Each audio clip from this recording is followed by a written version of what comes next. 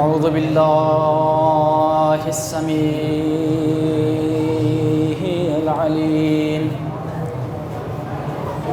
من الشيطان اللعين الرجيم. بسم الله الرحمن الرحيم. الحمد لله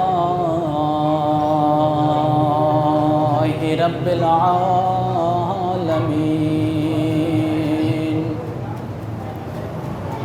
تبارك الذي بيده الملك وهو على كل شيء قدير. الذي خلق الموت والحياة ليبلوكم أيكم أحسن عملا وهو العزيز الغفور. والصلاة والسلام على حبيبنا وطبيب قلوبنا ورفيق نفوسنا سيدنا مولانا ومولى الثقلين جد الحسن والحسين أحمد الأمجد أبي القاسم محمد. والسلام على الحسين وعلى علي بن الحسين وعلى أولاد الحسين وعلى أصحاب الحسين الذين بذلوا مهجهم دون الحسين عليه السلام. أما بعد، قال الله تبارك وتعالى في القرآن المجيد والفرقان الحميد وقوله الحق وهو أصدق القائلين. بسم الله الرحمن الرحيم. ومن المؤمنين رجال ومن المؤمنين رجال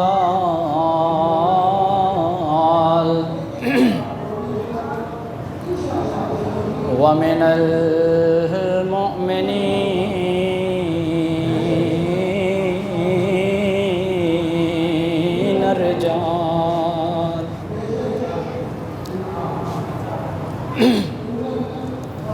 ومن المؤمنين رجال ما صدقوا ما عاهدوا الله عليه ومنهم من قضى نحبه ومنهم من ينتظر وما بدلوا تبديلا. صلوات.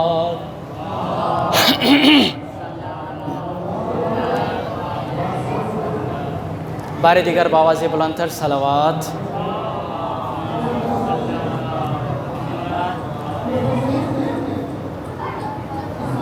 شکر پروردگار کہ خالق کائنات اس مختصر سی زندگی میں ایک مرتبہ دوبارہ ذکر امام حسین علیہ السلام کرنے کی سعادت نصیب فرمائی. بعد از شکر خدا نہایت مشکور ہوں اس سیدہ کائنات کو کہ جس نے ذکر امام کرنے کے لیے مجھے پڑھنے کے لیے موفق فرمایا اور آپ لوگوں کو سننے کے لیے موفق فرمایا.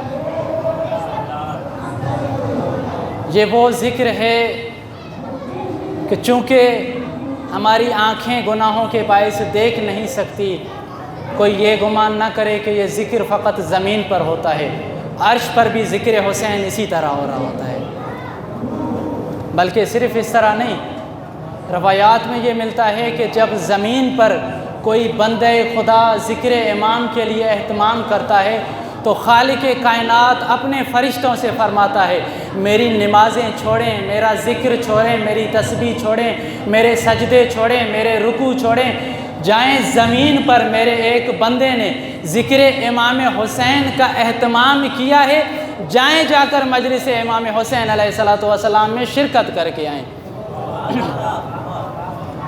اور وہی فرشتے جب ذکر امام سن کر دوبارہ آسمانوں میں جاتے ہیں تو وہاں موجود فرشتے یہ سوال کرتے ہیں، گئے تو تھے زمین پر، یہ جسموں میں خوشبو کیسی ہے؟ وہ فرشتے فرماتے ہیں کہ گئے تو تھے ہم زمین پر، فلاں بندے نے ذکر امام کا اہتمام کیا تھا، وہاں ہم زمین پر بیٹھے تھے، حسین کا ذکر سن رہے تھے، نہ جانے کیسی خوشبو ہے جو ہمارے جسموں سے جدا ہی نہیں ہوتی۔ مجلس امام حسین ایک عظیم درسگاہ ہے، بذات خود ایک ایسی یونیورسٹی ہے کہ جہاں علوم الہیہ کی تعلیم دی جاتی ہے۔ اور میں عرض کرتا چلوں کہ اس مجلس امام حسین کی مثال بالکل بارش کی طرح ہے۔ توجہ ہے عزیزان من، مجلس امام حسین کی مثال بالکل بارش کی طرح ہے، اور بارش کے پانی کو جو جتنا اکٹھا کرنا چاہے گا اتنا ہی اس کے ظرف میں آئے گا۔ آپ نے دیکھا ہوگا راستے میں آتے جاتے کسی جگہ پانی کے گڑھے میں کہیں کم پانی جمع ہوتا ہے، کہیں زیادہ ہوتا ہے، کہیں صاف ہوتا ہے، کہیں وہ خراب ہو جاتا ہے۔ اب چھوٹا گڑھا بڑے گڑھے پر یہ اعتراض نہیں کر سکتا کہ تیرے اندر پانی زیادہ کیوں ہے، میرے اندر پانی کم کیوں ہے۔ وہ بڑا گڑھے کو چھوٹا گڑھا یہ کہے گا کہ بھائی تیرا ظرف ہی اتنا تھا، کیونکہ تیرا ظرف ہی چھوٹا تھا تو لہٰذا تیرے اندر بارش کا پانی کم سما پایا، میرا ظرف ہی زیادہ تھا لہٰذا میرے اندر بارش کا پانی زیادہ سما پایا۔ تو یہ مجلس کی مثال بارش کے قطروں کی طرح ہے کہ جتنا پہلے آئیں گے، جتنا زیادہ بیٹھیں گے، اتنا فیض امام حسین سے فیضیاب ہوں گے۔ ہاں میں نے مثال دی ہے بارش کے قطروں کی طرح، لیکن بارش کے لیے جو اہل علم حضرات بیٹھے ہیں، کسی بھی نجس کو پاک کرنے کے لیے نیت کی شرط نہیں ہے۔ تم دور سے سنو پھر بھی مجلس تمہیں پاک کرتی رہے گی، قریب سے سنو پھر بھی مجلس تمہیں پاک کرتی رہے گی، تم ارادے سے سنو پھر بھی حسین کے فیض سے فیضیاب ہوگے، بغیر ارادے کے سنو پھر بھی مجلس حسین تجھے فائدہ دیتی رہے گی۔ اور جب مجلس کی بات آئے نا تو ان چھوٹے چھوٹے بچوں کی طرح بن جایا کریں۔ آپ نے کبھی دیکھا ہے ان چھوٹے چھوٹے بچوں کو کہنے کی ضرورت نہیں پڑتی مجلس میں آنے کے لیے؟ توجہ ہے صاحبان، چھوٹے چھوٹے بچوں کو مجلس میں آنے کے لیے ضرورت نہیں پڑتی۔ ہم مسلسل دیکھتے آ رہے ہیں، سب سے پہلے آتے ہیں، سب سے بعد میں جاتے ہیں۔ بہت فکر کی، بہت سوچا میں نے کہ کیا وجہ ہے کہ بچے سب سے پہلے آ جاتے ہیں، تو ہمیں یہ نتیجہ ملا کہ بچوں کے قلوب ہوتے ہیں، بچوں کی ارواح ہوتی ہیں پاکیزہ، اور حسین کا تعلق پاکیزہ دلوں سے ہے۔ میں جملہ سمجھا نہیں پایا، حسین کا تعلق پاکیزہ دلوں سے ہے کہ بس جس کا حسین کے لیے جتنا دل پاکیزہ ہوگا اس کا حسین سے اتنا تعلق زیادہ ہوگا۔ اور یہی ایک فرق ہے محبت علی اور محبت حسین میں۔ جو بیدار بیٹھے ہیں سب کو لے کے چلوں گا انشاءاللہ، اس جملے پہ کوتاہی نہ کیجئے گا کہ یہی ایک فرق ہے محبت حسین اور محبت علی میں۔ کیا کہ محبت حسین کا تعلق دل کے ساتھ ہے، محبت علی کا تعلق چہرے کے ساتھ ہے۔ کسی کا پاکیزہ کسی کی روح دیکھنی ہو تو حسین کا ذکر کر کے دیکھو، کسی کی پاکیزہ نسل دیکھنی ہو تو علی کا ذکر کر کے دیکھو۔ چہرے پر تبسم آ جائے تو مومن ابن مومن ہے، چہرہ بگڑ جائے تو سمجھنا کل بھی منافق تھا آج بھی منافق۔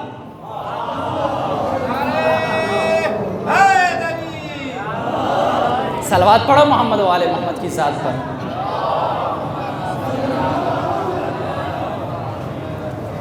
تو مجلس فیض حسینی ہے، جتنا ہو سکے اس مجلس سے فیضیاب ہوں۔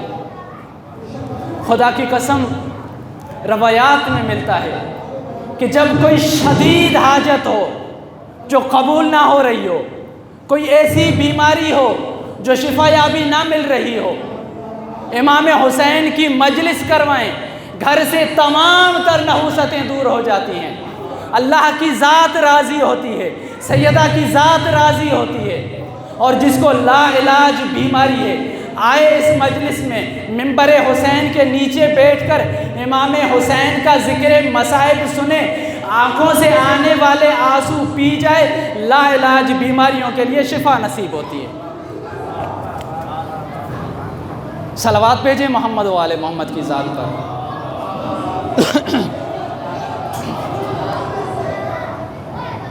بغیر طول و تمہید کے اپنے بزم موضوع کی جانب آتے ہیں۔ سورہ مبارکہ احزاب کی آیت نمبر 23، یا یوں کہوں کہ یہ وہ آیت مبارکہ ہے کہ جو یوم عاشور امام حسین نے سب سے زیادہ تلاوت کی ہے۔ اس آیت میں ایک ایسا سرور پایا جاتا ہے، ویسے بھی روایات میں ملتا ہے کہ القرآن ربیع القلوب، کہ قرآن دلوں کی بہار ہے، پورا قرآن شفا ہے۔ یہ وہ آیت مبارکہ کہ جب جو شہید، جو امام حسین کا صحابی میدان کی جانب جاتا، ہر شہید کے جانے پہ امام فرماتے وَمِنَ الْمُؤْمِنِينَ رِجَالٌ صَدَقُوا مَا عَاهَدُوا اللَّهَ عَلَيْهِ، کہ مومنین میں سے بعض رجال ایسے ہیں کہ جنہوں نے اپنے عہد کو سچا کر کے دکھایا، جو اللہ کے ساتھ وہ عہد کر کے آئے تھے اس کو سچا کر کے دکھایا۔ وَمِنْهُمْ مَنْ قَضَى نَحْبَهُ وَمِنْهُمْ مَنْ يَنْتَظِرُ، کچھ چلے گئے، اپنے عہد کو پورا کر لیا، تکمیل مقصد کر لیا۔ وَمِنْهُمْ مَنْ يَنْتَظِرُ، اور بعض ایسے ہیں جو انتظار کر رہے ہیں۔ وَمَا بَدَّلُوا تَبْدِيلًا، کہ ان کے اندر ذرا برابر بھی تبدیلی نہیں آئی۔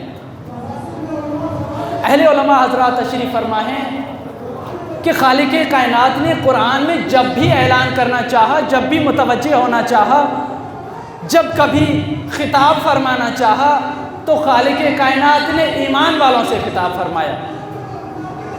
قرآن میں بسم اللہ سے لے کر والناس کے سین تک آپ توجہ کریں گے، کہیں بھی آپ کو یا ایھا الذین اسلموا نہیں ملے گا، یا ایھا الذین آمنوا ملے گا، کہ اے صاحبان امر، اے صاحبان ایمان، اے صاحبان ایمان۔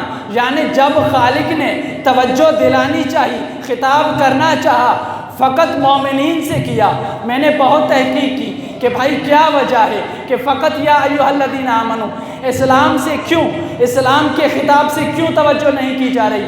تو تفسیر میں یہ ہمیں جملے ملتے ہیں کہ بہت سارے مفسرین لکھتے ہیں کہ المراد من یا ایھا الذین آمنوا الذین یؤمنون بولایت علی علیہ السلام، کہ جب کبھی خالق نے یا ایھا الذین آمنوا کے ذریعے خطاب کرنا چاہا، اسے فقط وہ مراد ہیں کہ جنہوں نے علی کی ولایت پر ایمان لایا ہے۔ اسی کی جانب سورہ مبارکہ حجرات میں اشارہ ہے، وقالت الاعراب آمنا، کہ جب کچھ بدو آئے اور انہوں نے سوال کیا، انہوں نے آ کے نبی کے بزم میں فرمایا کہ یا قالت الاعراب آمنا، کہ اعراب نے کہا، بدوؤں نے کہا کہ ہم ایمان لے آئے ہیں۔ خالق کائنات کی فوراً آواز آئی، قل لم تؤمنوا، اے حبیب انہیں کہہ دیجئے آپ ایمان نہیں لائے ہیں، بل قولوا اسلمنا، بلکہ یہ کہیے کہ ہم نے اسلام قبول کیا ہے۔ لما تدخل الایمان فی قلوبکم، تو خدا کے اس آواز نے ہمیں یہ بتا دیا کہ ایمان اور ہوتا ہے، اسلام اور ہوتا ہے۔ امام جعفر صادق علیہ السلام فرماتے ہیں، اللہم صلی علی محمد، کہ الاسلام یحرم بہ دم المسلمین علی غیرہ، کہ اسلام کے ذریعے فقط اور فقط ایک مسلمان کا دوسرے مسلمان پر خون بہانا حرام ہوتا ہے۔ اما الایمان فیتعلق بقلب المؤمن، ایمان کا تعلق قلب مومن کے ساتھ ہے۔ صلوات بھیجے محمد و آل محمد کی ذات پر۔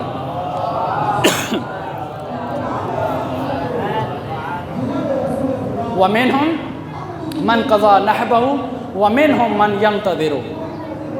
اسی آیہ مبارکہ کے ذیل میں ہمارا جو عنوان گفتگو رہے گا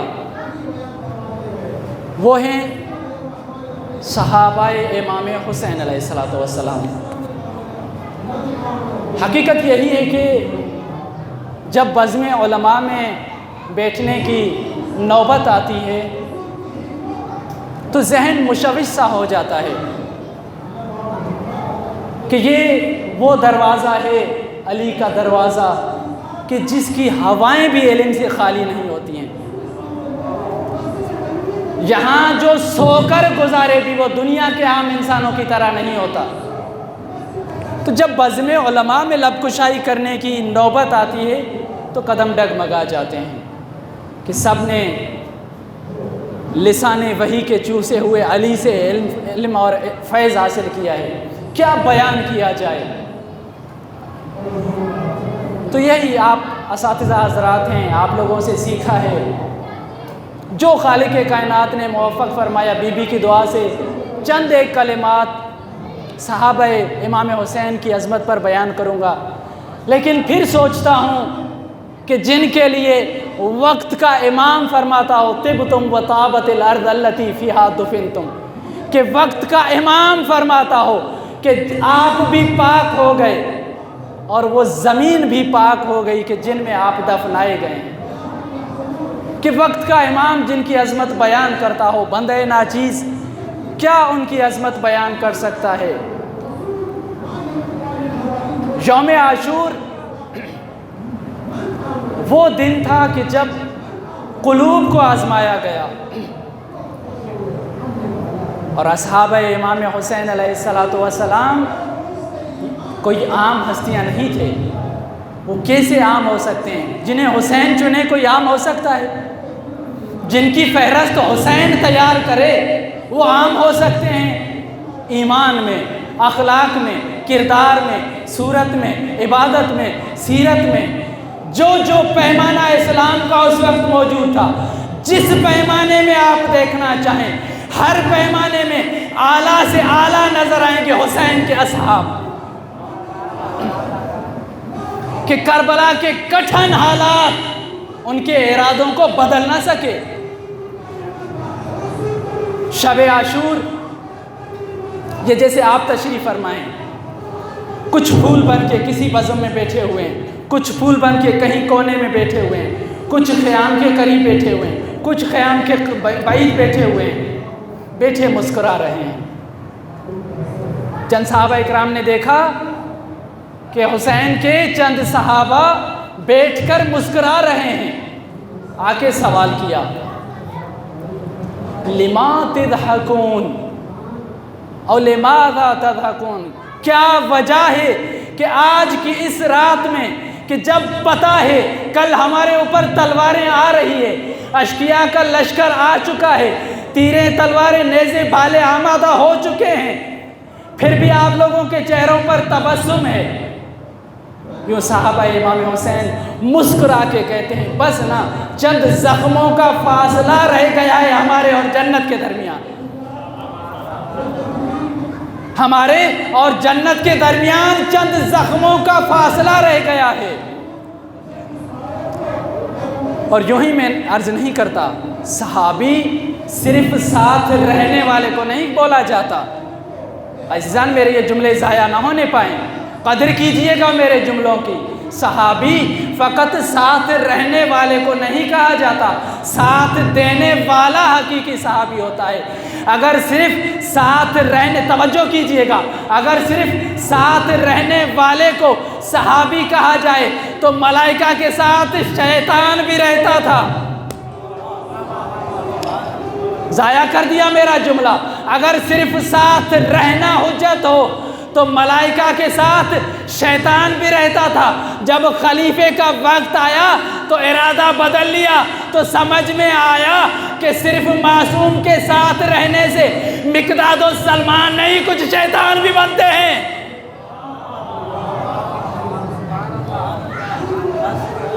मासूम के साथ रहने से मासूम का साथ देना अहम है कि आप मासूम के किस काम के हैं।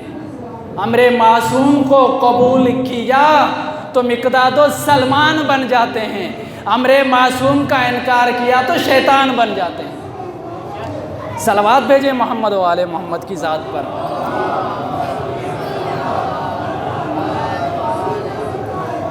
سب پیمانے پورے تھے حسین کے صحابہ کے،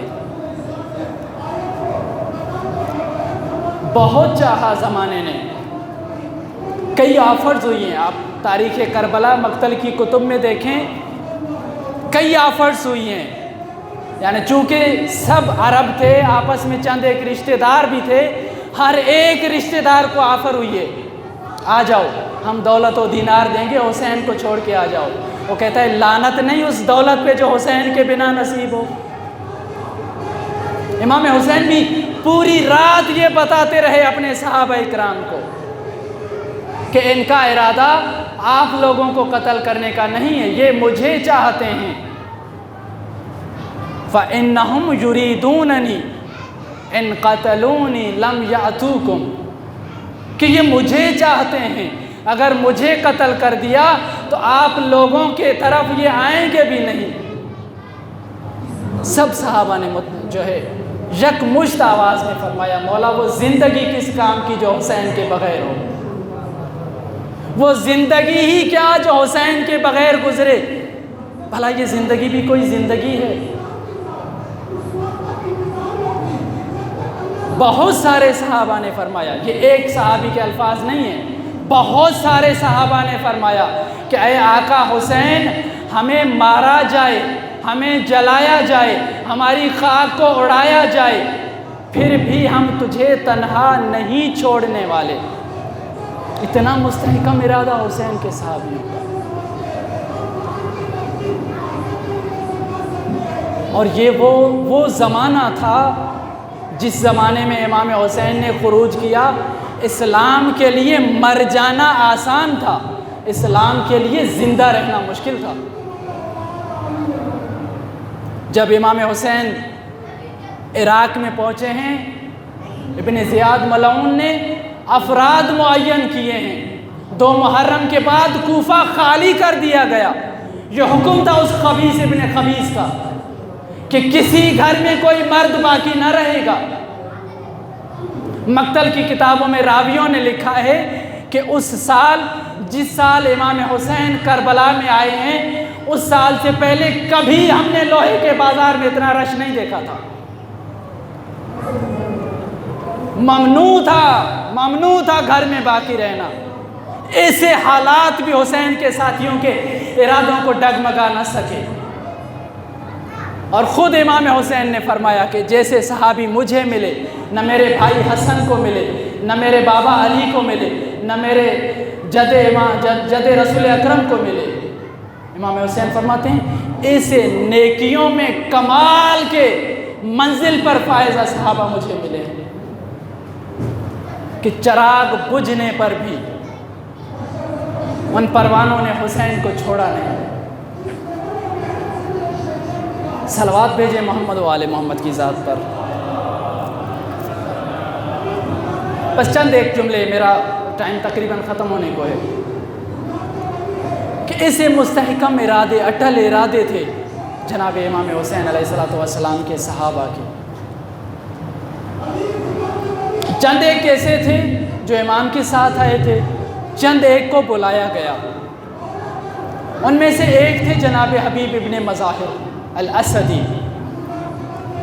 جناب حبیب ابن مظاہر، اگر میں سمجھانا چاہوں آسان الفاظ میں، اگر جملہ لینا چاہیں اپنے بزم میں، تو جس طریقے سے حسین کے لیے، جملہ ضائع نہ جائے میرا، جس طریقے سے حسین کے لیے اہل بیت میں عباس تھے، اصحاب میں اسی طرح حبیب ابن مظاہر تھے۔ یعنی جس کو وقت کا امام کہے رجل فقیہ، جب امام نے خط لکھا کہ جس کو وقت کا امام کہے رجل فقیہ، تو وہ علم پر کس منزل پر فائز ہوگا۔ اور ساتھ یہ گزارش کرتا چلوں، یعنی ہمارے پاکستان میں میرا حق، میرے اوپر یہ حق بنتا ہے حوضہ نجف کا کہ میں برملا بتاتا جاؤں کہ یہ جو ایک خط کا قطع پاکستان میں معروف ہے، سوشل میڈیا پہ کہیں روایات میں موجود نہیں ہے۔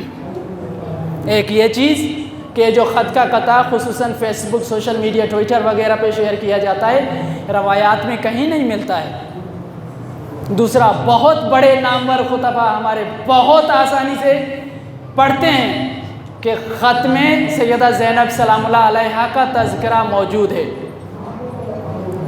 کہ جناب امام حسین نے جناب حبیب ابن مظاہر سے کہا کہ اے حبیب جلدی کیجئے گا کہ میرے ساتھ زینب بھی ہے۔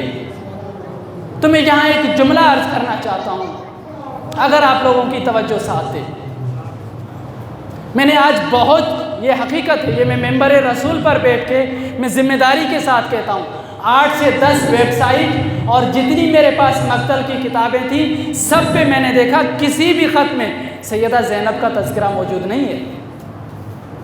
تو جب میں نے یہ تحقیق کی، اس کے بعد مجھے یہ سمجھ میں آیا کہ بھائی لوگ یہ کیوں نہیں سمجھتے کہ نہ اہل بیت کے فضائل اتنے کم ہیں کہ جھوٹ بولنا پڑے، اور نہ مسائل اتنے کم ہیں کہ جھوٹ بولنا پڑے۔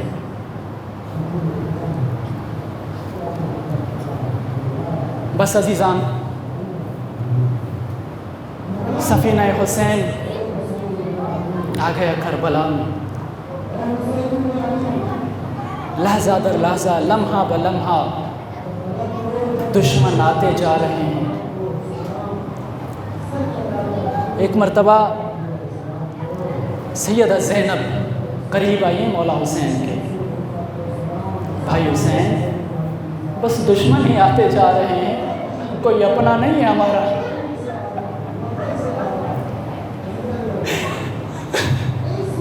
اجرکم علی الزہرا، 2 آنسو نکل جائیں نا آنکھوں سے، تیری بھی نجات میری بھی نجات۔ علماء پڑھتے ہیں، کتابوں میں ملتا ہے کہ جب کسی رونے والے کی آنکھوں سے آنسو نکلتے ہیں، سیدہ زہرا زمین پر گرنے نہیں دیتی،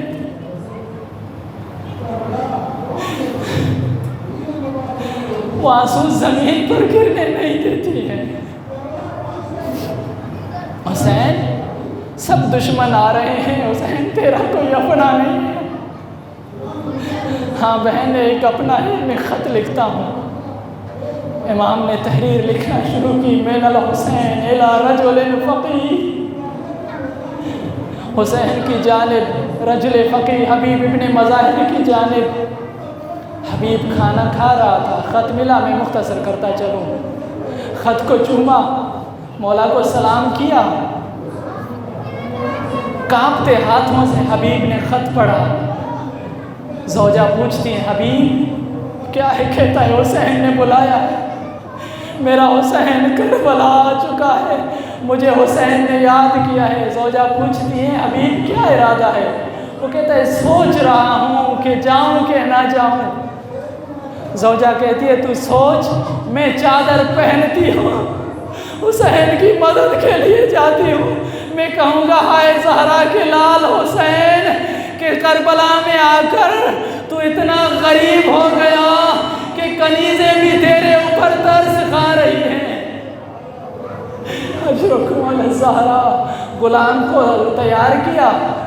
جناب حبیب نے کہا کہ آپ کوفے کے باہر میرا انتظار کریں، مجھے ممکن ہے آنے میں دیر ہو جائے گی۔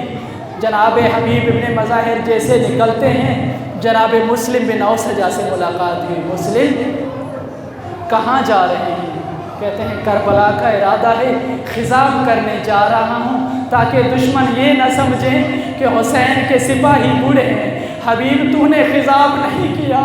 حبیب کانپتے الفاظ سے کہتا ہے اب یہ داڑھی خون کے ساتھ رنگین ہوگی، اب یہ داڑھی خون کے ساتھ رنگین ہوگی۔ بس میں نے ختم کیا، میں منزل کی جانب آ گیا۔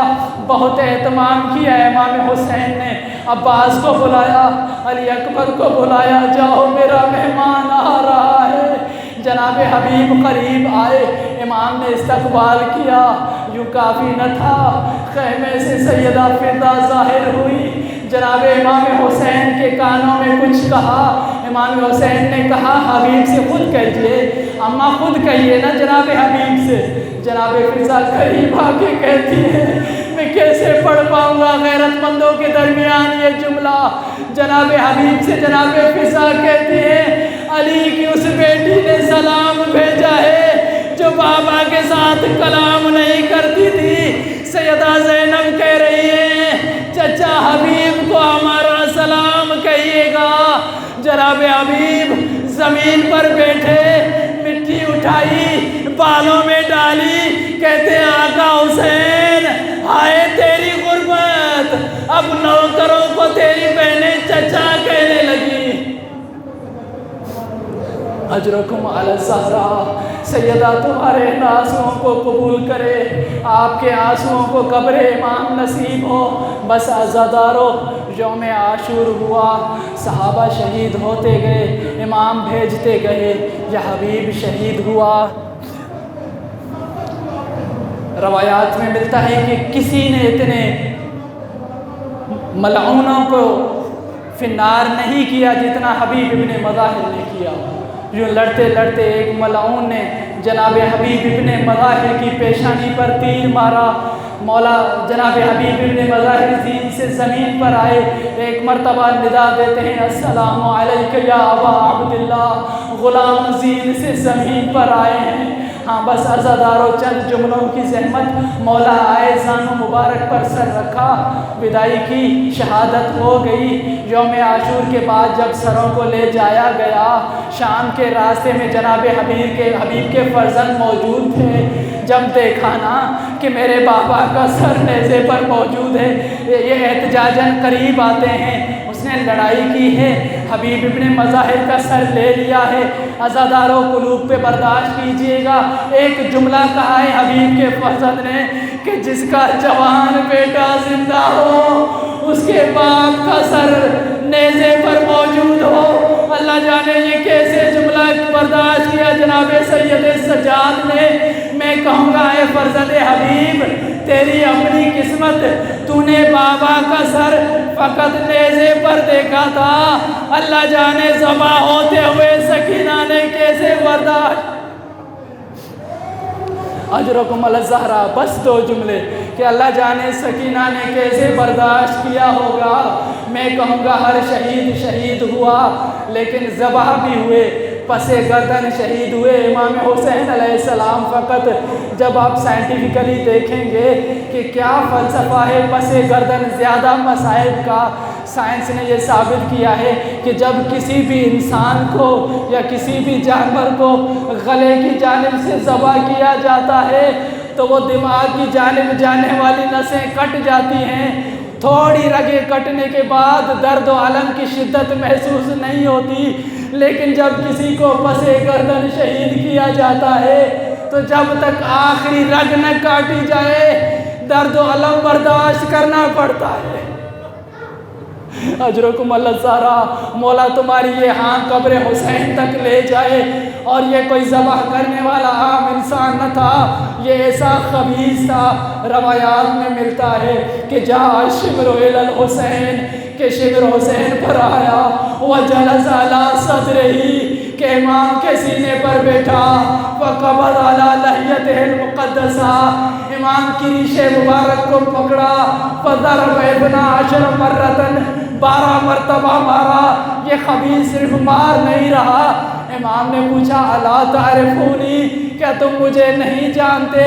انا ابن زہرا، میں زہرا کا بیٹا ہوں، انا ابن علی ابن ابی طالب۔ یہ خبیث کہتا ہے ہاں میں تجھے جانتا ہوں، عارف انک سید المقدم، انت ابن الزہرا، انت ابن المصطفیٰ۔